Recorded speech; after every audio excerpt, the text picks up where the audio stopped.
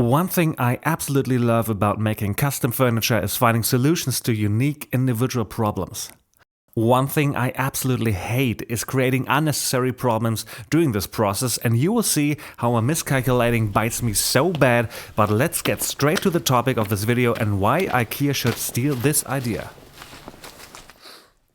My brother-in-law was in dire need of a proper way to store his wines. He runs a family business that imports and sells Italian food and goods here in Berlin, both in store and online. They offer every product an Italian food lover could want. Pasta in all shapes and sizes, high quality olive oil, fresh cheeses and salumi, grappa, and most importantly, Italian wines. As you can imagine, my brother-in-law is a wine lover by profession, and of course, as a family member, I take full advantage of it.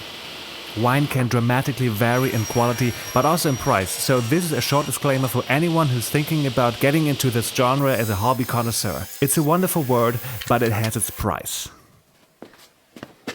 The storage of his personal collection of fine wine was just the kitchen floor in the corner, and that's where the pain and chaos have been building up for years. The proper way to store those wines was sorely missing. But luckily his brother-in-law, so me, is a crafty man, so let's talk about how we solve this chaos. When I started looking for design inspiration, I noticed that I really disliked 90% of the wine racks out there. It didn't matter if they were cheap or luxurious, the designs were mostly the same, and most had one major flaw. It was impossible to see the wine labels. Storing wine bottles horizontally is good because it keeps the cork from drying out, but on the flip side, you can't see what wine it is. If my dear brother-in-law wants to grab a specific bottle, I really don't want him to search for it, even for a second. It has to be accessible quickly and easily, so here are two different approaches to solve that problem. To be honest, I fell in love with my first design idea, but that love ended abruptly. What I still like about it is its simplicity. The tilt keeps the cork wet, and it's just a nice way to display the wine bottles. The build would have been quick and easy since it only has a few parts to make and assemble. So I presented the idea to my customer, my brother-in-law, and it was instantly rejected. Too small, he said. Look how many bottles I got. Go make something bigger. Well, that was a setback. But eventually it led to the second design idea that in my opinion IKEA should steal from me. You may think that's a bit much to think about your own design idea, but let me explain. This design idea will fit in any kitchen, and here's how. The idea came to my mind when I revisited their kitchen to look for the perfect location of the future wine storage. One cool thing about kitchen cabinets is that you can rearrange them to your liking to a certain extent, because they come in standard sizes. Well, this kitchen had a different layout in the past, and when my sister moved in, you guessed it right, things changed dramatically. The kitchen was quickly changed to this classical L shape, and where it bumped against the wall, there was enough space to fit a new cabinet underneath. With drawers installed, it would solve three major problems. 1. Storing a lot of bottles, 7 per drawer, so with 6 drawers we are talking 42 bottles in total. 2. Making the bottles easily accessible and the labels easy to identify. And 3. Keeping them flat on the bottom as wine experts recommend. So here's my message to anyone from IKEA watching this. You can have it, you can use this design, all I want is hot dogs for free until I die. So let's talk about making this wine cabinet. For the cabinet I chose birch plywood combined with edge banding made of ash wood. The drawer's sides were made of solid ash as well, with mitered corners, and for added stability I used birch plywood for the drawer bottoms.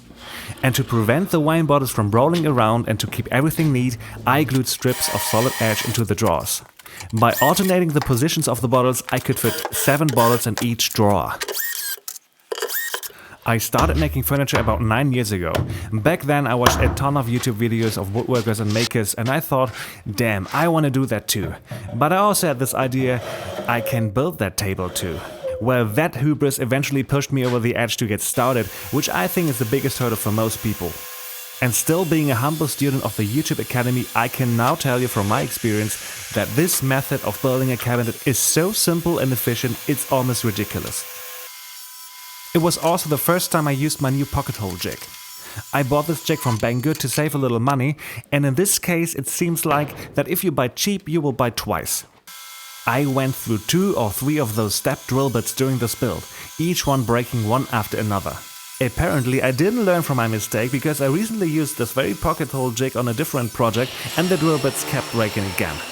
So being cost effective sometimes means to buy the reliable stuff, and that's why I furiously purchased the original crack pocket hole jig. Somehow I managed to drill the remaining holes and start assembling. After screwing the two side panels to the bottom part and the stretchers on the top, I checked for square and brad nailed the back panel in place to keep everything stable. To complete the cabinet I added adjustable feet and the edge banding, but that's for later.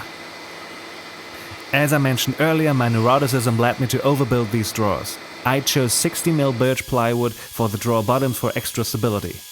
I had to be a little strategic about the build, so I started by sanding the bottoms and gluing on the slats afterward. I cut the slats on the table saw with the Fritz and France jig, which worked perfectly. These strips varied a little in size and had rough saw marks, so I had to sort them before running them through the thickness planer. Each drawer was equipped with 8 strips, so I had to make 48 strips in total.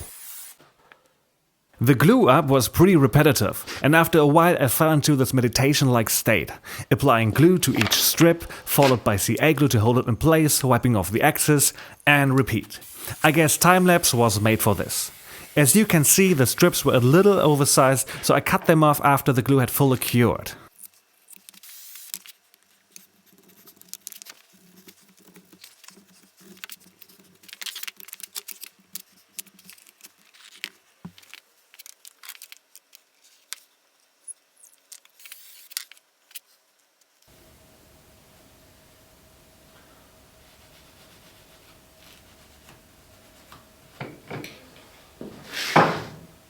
If you are still interested in what's coming next, let me take this moment to thank you for watching. I really appreciate it.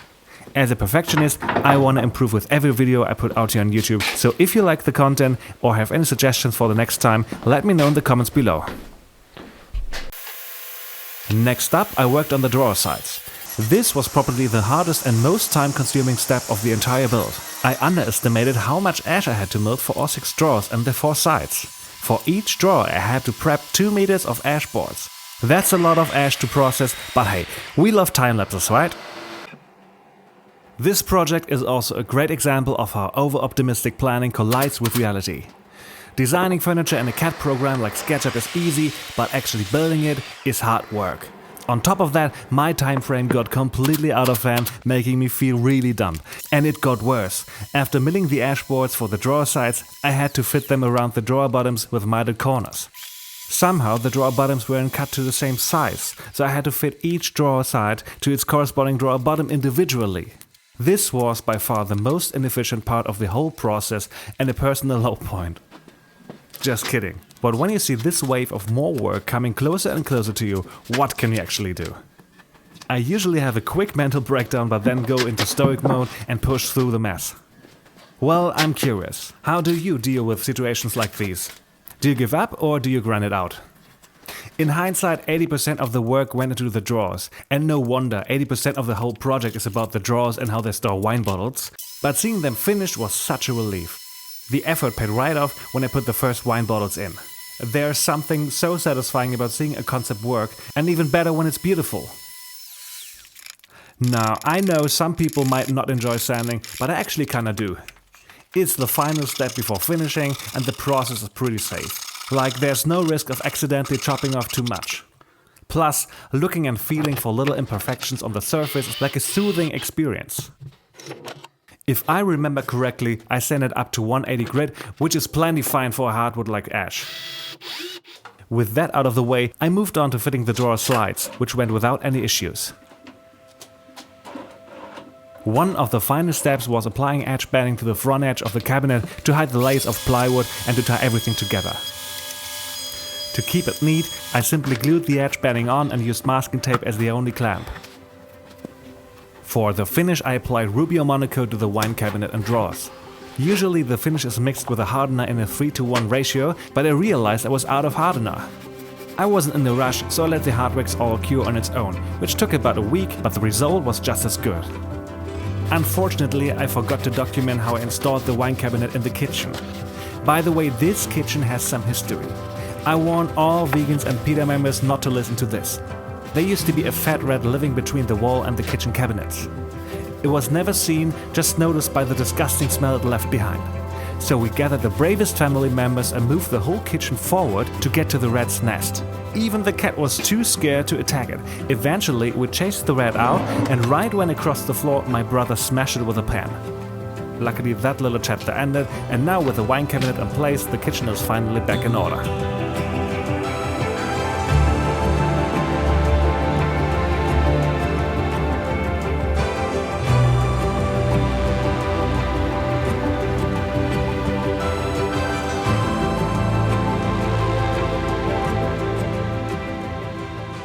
I think it looks beautiful there.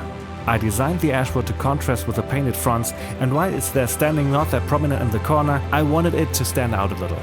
As you can see, it was so much fun playing around with these drawers. Displaying wine bottles like this is just nice. As I mentioned, the kitchen was once arranged differently, and that's why the countertop had to be cut and installed again to fit the new layout. After I was done with my work, my sister and I were chatting about this issue. So maybe that's a future project for this channel. If you made it to the end of this video, thanks for watching, hit the like button and see you next time.